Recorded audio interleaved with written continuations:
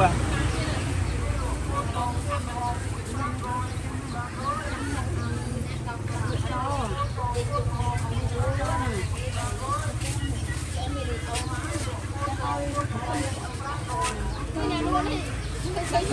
Luôn ôi lối cha bắt bọt cha này tổng trang mong nó cha bắt thật lòng chú bắt đầu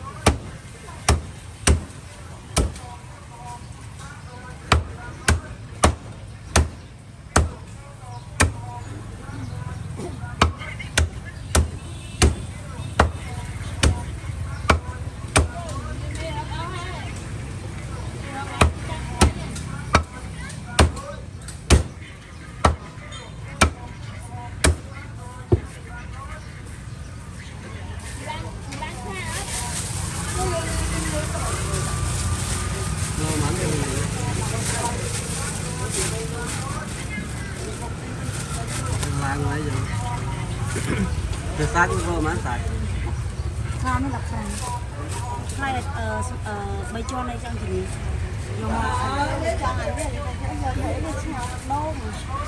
là cái châu đây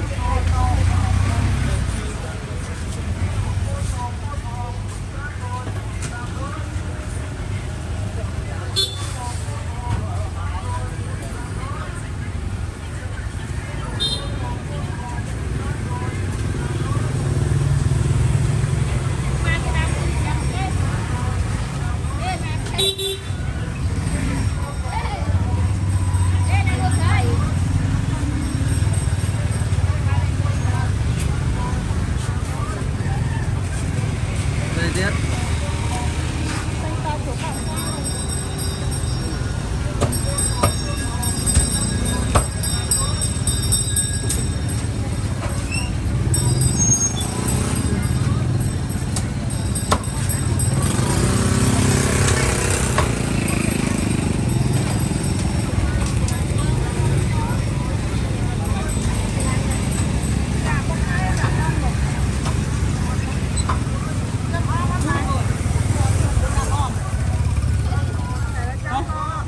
đá mát tiền liên kìa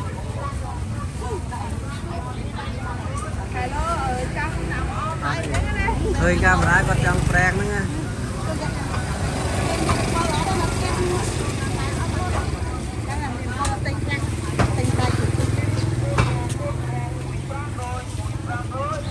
không cái đá mơ phòng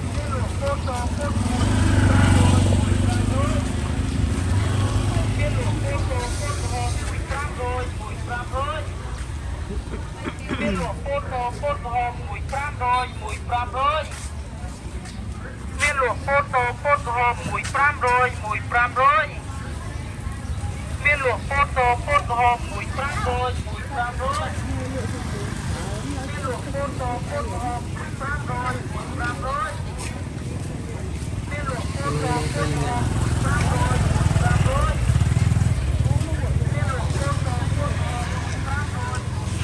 no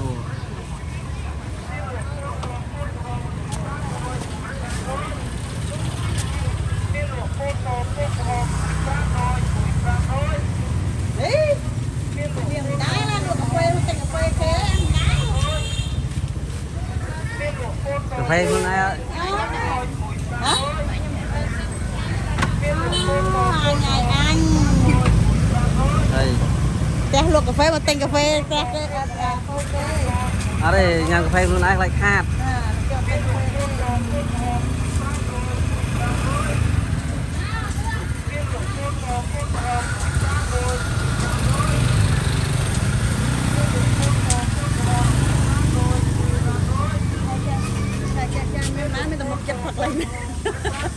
thì cái này thầy อันนั้นดัน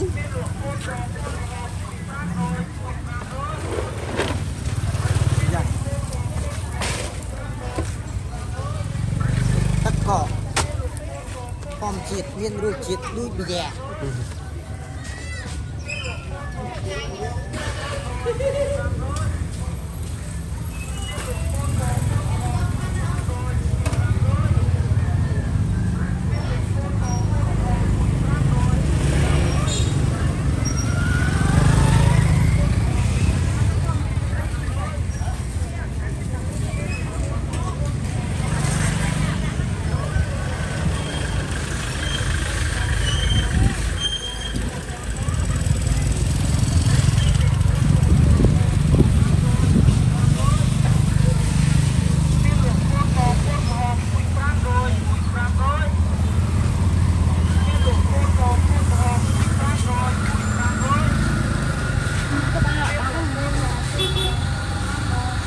Vô Vô cái bánh mọc cái mà nghĩ bạn tinh sẹt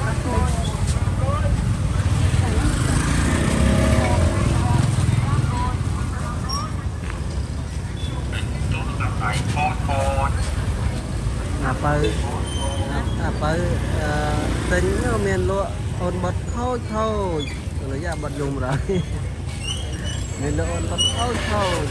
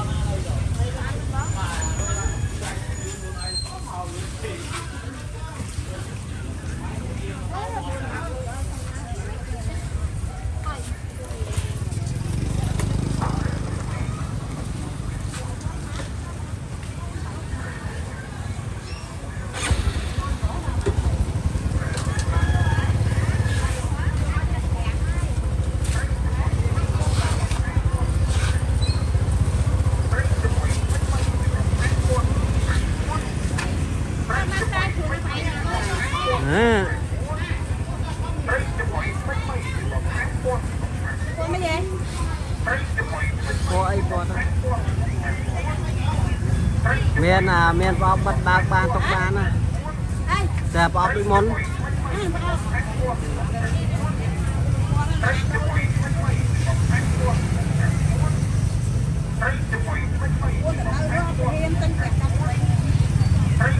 đây mới sang đâu viên tới cao tới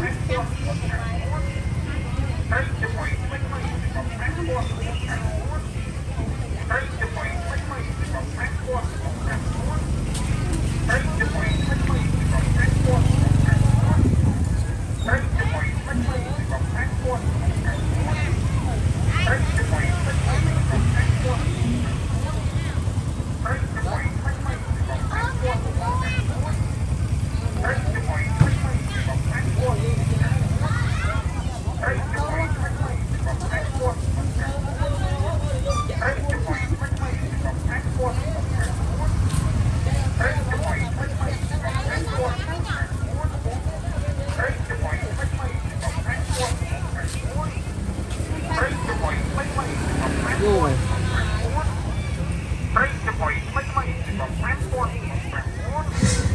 Break the point,